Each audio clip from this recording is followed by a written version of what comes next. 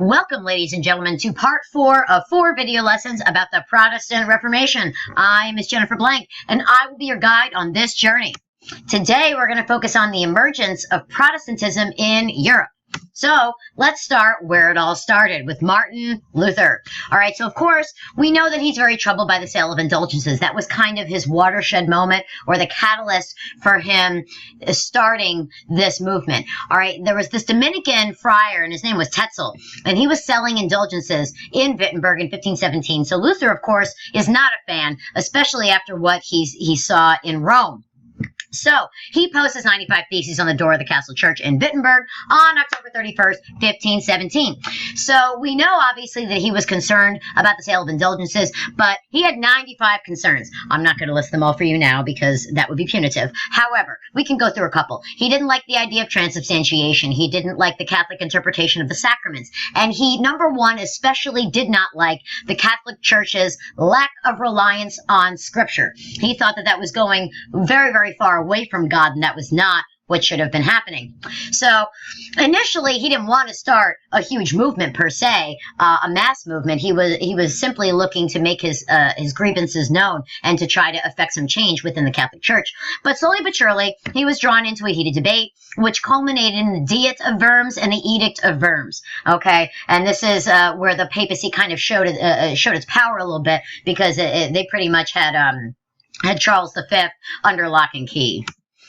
All right, so initially the Pope did not pay much attention to Luther because he didn't think it was a big deal. But then his movement started gaining ground and started gaining a lot more attention. This was a problem for the Pope. So he issues a bull of excommunication, a papal bull excommunicating Luther. So, of course, Luther attacks that stuff, and he goes into hiding in 1521 for a while. As his movement gained ground and gained followers, additional constraints from the Catholic Church were placed against the spread of Luther's ideas. Now, the Peace of Augsburg, you need to know about the Peace of Augsburg. I'm not going to tell you about it because I want you to look it up. So your job is to look it up, find good websites, get the key information about it, all right? And you need to come into class, next class, with this information in hand. Make a note of the websites you used. Remember, look for .edu websites. That is a good way to go. So, as we learned in the last video lesson, the Holy Roman Empire, pardon me, was fragmented. Okay, it was a very decentralized empire. Charles V was ineffective, and so the Protestant Reformation furthered these divides. Okay, it furthered this division and made it harder for an already weak Charles V to maintain what little power that he had. Oh, yes, England. Let's talk about England because we love England, because it's the greatest soap opera known to human history. I love the Tudors. This is why HBO made a show. It is that good. You cannot make this stuff up. So, after Arthur dies, Henry's older brother, he marries his widow, his brother's widow, Catherine of Aragon. And of course, as we should know by this point, they have a daughter, Mary, who would become Bloody Mary Tudor. All right, now, this is not okay for Henry, because Henry's like, no, man, I need a son, and you didn't give me a son. So then he goes to the Pope and he says, listen, I think that this marriage to my brother's widow was not a good idea. I think it's actually against the Bible. I think I was wrong, so I need an annulment. And the Pope at first is like, yeah, no problem. Let's make that happen. And then Catherine calls her nephew and is like, dude, Charles, you got to help me out. You got to help me out because this guy, Henry wants to divorce me and I don't want a divorce. So her nephew calls the Pope and says, listen, Pope, you are not giving Henry this divorce. This is not happening. And the Pope is like, why not? He's like, because my army's outside. Like, oh, whoops. All right, sorry, Henry, no annulment for you. So Henry says, fine, I'll just divorce the church, and I'll create the Church of England and make me the supreme head of the church. This act of supremacy happened in 1535, by the way.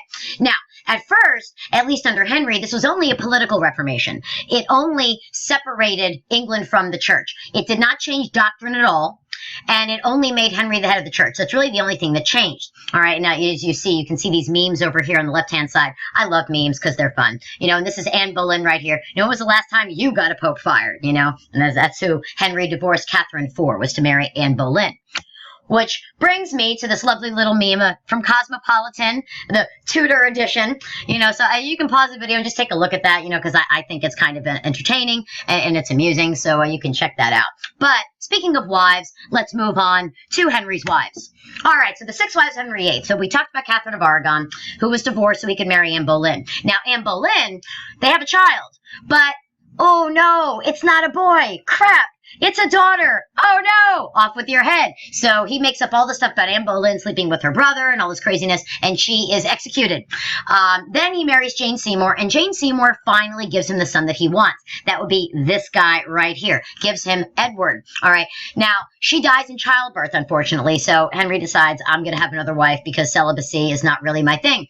So he marries Anne of Cleves because he wanted to form a political alliance, but he didn't meet Anne before he married her. And so he looked at Anne and was like, yeah, no, this is not going to work for me because I'm not into this. So him and Anne have an amicable and mutually agreed upon divorce. And then he marries Catherine Howard. Now, Catherine Howard, this is a special kind of stupid. Okay, she was a special kind of stupid. So she cheats on Henry with the guy she really loves. And then when she's publicly questioned, she admitted that she cheated on the king in public. So off with her head. And then his final wife, Catherine Parr, actually survived him. She was widowed, and he dies before he has the chance to do anything horrible to her. So you have divorced, beheaded, died, divorced, beheaded, survived. Okay, so that's if you want to remember that order. So that closes out Henry VIII. Let's talk about Edward VI. Edward VI is important in terms of the Protestant Reformation because England really goes Protestant. So you see this here down here, 9 years old, like a boss. So he's a boy king, right? So he can't rule by himself. So Henry, before he dies, he sets up this regency government. And there was a guy who was the head of it, the Duke of Somerset. Okay, this was the head guy. And my battery's about to die, so let me plug this in. All right, so the Duke of Somerset was really the one running the country, okay? But he got into some hot water and ended up getting beheaded, so then later on, Duke of Northumberland takes over. Now, Edward dies at 16, but not before the Duke of Northumberland had his son marry the niece of Edward, whose name was Lady Jane Grey. So Edward actually acknowledged Lady Jane Grey as his heir, and Lady Jane Grey was queen for about 11 days before she was summariously executed by Bloody Mary Tudor. All right, so the significance of Henry for the Protestant Reformation is he separates from the Catholic Church. Significance of Edward is that he goes super, super Protestant to the point where Catholics had to flee because they were being massively persecuted. So Henry, it's just political. He separates from the church. Edward goes super Protestant. Now, on to the next drama show, Mary Tudor. All right, so Mary Tudor, the rule of Bloody Mary, she basically killed everyone she could find who wasn't Catholic that stayed in the country, all right? So if you were Catholic, you were good. If you were not Catholic, you needed to, GTFO. You need to, peace out, get out of England, go over to Geneva where you can hang out, okay? Now, Mary only ruled for 5 years, and then she died. So when she dies, the Marian exiles are allowed to return from Geneva, and they return to England. Now, Queen Elizabeth married to England like a boss. She is my absolute favorite monarch because she was a freaking genius. Okay, Queen Elizabeth was awesome. All right, first of all, the country's a mess because of everything that Henry did, and then it's having an identity crisis because it doesn't know what religion it is. So Elizabeth not only says, okay, we're Protestant, but Catholics can practice if you pay a tax. So the persecution was quelled for a bit.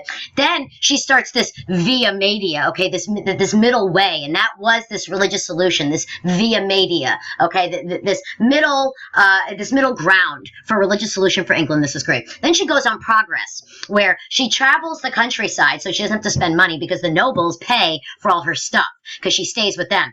Plus, her subjects get to see her and meet her, and they love her. She puts a portrait of herself in every tavern in England, and the people just love her. She says she's married to her subjects. So she doesn't marry anybody. She is the Virgin Queen. So she doesn't spark another civil war because she doesn't piss anybody off by marrying the wrong person. She fulfills the female role of being married to her subjects. And then the pièce de résistance in 1588, when the Spanish Armada tries to invade England, this divine Protestant wind that Elizabeth called it, sweeps through and takes out the entire Spanish Armada. It was the first time England had a hurricane, 300 years or something. And randomly, it takes out the Spanish Armada. So this Queen Elizabeth is awesome. Now, Philip II, after Mary died, was like, hey, Elizabeth, what's up? And Queen Elizabeth is like, no, dude, sorry, that's not hot. You were married to my sister. I'm not about that. No. So I thought this cute little meme here would be appropriate. All right, let's move on to Switzerland. Switzerland's important. So, Zurich. So, we have a very urban and cosmopolitan setting. So, this is a breeding ground for intellectual discourse. Ulrich Zwingli is very important. He was very extreme. He was much more extreme than Luther, and he believed that violence was necessary in order to make this Reformation fully happen. Luther said, no, dude, you're crazy. Like, you're too extreme. I am not about this guy. So this weakened Zwingli because Luther was the father of the Protestant Reformation, right? So if the father of the whole thing does not have your back, people are like, well, I don't know if we should back this guy. Luther doesn't even back this guy. So he opposed purgatory. He opposed clerical celibacy. He said the intercession of saints was ridiculous, and salvation by works was also ridiculous. Now, Zwingli ended up starting a rebellion, and he died in that rebellion. So even though he was important while he was alive, because he died pretty quickly into his rebellion, not much happened with it because, you know, he died. All right, so in Geneva, this is important because John Calvin actually makes an impact. Now, John Calvin is important because of Calvinism, okay? And the English Puritans followed Calvinism to a T. So he actually ran Geneva from 1541 to 1564, and this city became the model Protestant trading center. So Protestants from all over Europe were coming there to learn and to be exposed to this. He had a big stress on order and ridiculous adherence to God's law, very strict adherence. It was a quasi-theocracy. People were free to practice and free to do things to a point, but it was God's city. Okay, he ran it based on his interpretation of religion. There was a very, very austere religious practice in Geneva. Okay, very not with the common accoutrements that you see in a lot of churches. Very basic. There was a lot of self-discipline, and the concept of the Protestant work ethic originates from John Calvin. All right. Now in France. So King Francis was initially sympathetic to Luther, but only if his ideas stayed in Germany. But of course, as with all ideas, nothing stays put. Ideas spread. So it spread to France, and King Francis decided, I'm going to make this illegal. So he makes it illegal in 1534, and this is where you get the massive persecution of the Huguenots. Okay. You have St. Bartholomew's Day Massacre, which is another part of your homework. You go look this up. Look this up and find appropriate websites, and we're going to talk about it next class. And then there's the Edict of Nantes, okay, or Nantes, depending on how you want to pronounce it. That's another homework assignment. Look that up. We're going to talk about it in class. All right, other parts of Western Europe. So really no Protestant inroads into Spain or Italy, which makes sense, certainly for Italy because, you know, the Pope is like right in their backyard. But Spain stayed loyal and remained Catholic. And it only succeeded in nations where there was urban environment and nobility supported the Reformation. After 1540, there are no new Protestant territories outside the Netherlands. So by 1540, the Reformation is effectively concluded in terms of the spread throughout Europe. The most powerful European nations were still Catholic at this point, though. We're still Catholic. And Protestants were debating over whose Protestantism was better. So they were feuding with each other, which also helped the Catholic Church kind of maintain some of its power structure.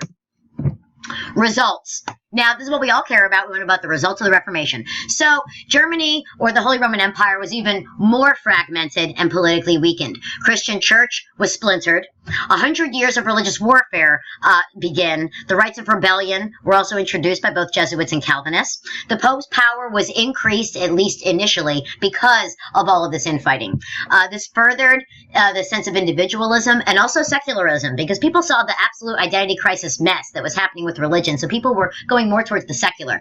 And you also have growing doubt and religious skepticism. So these are the big picture results of the Reformation. Political stability was valued over religious truth, okay?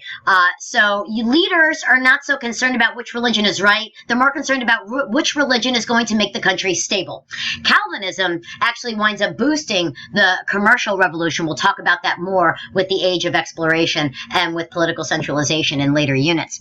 The witch craze also spreads throughout Europe. All right, we're going to talk about this more in class next week, too. So you've got a lot of different people that are getting killed as witches. So in the 1600s, this witch craze spreads throughout. And during next week, we're going to talk about the possible reasons for this witchcraft craze. That is the end of the Reformation, ladies and gentlemen. I hope you learned what you needed to, and I will see you in the next unit.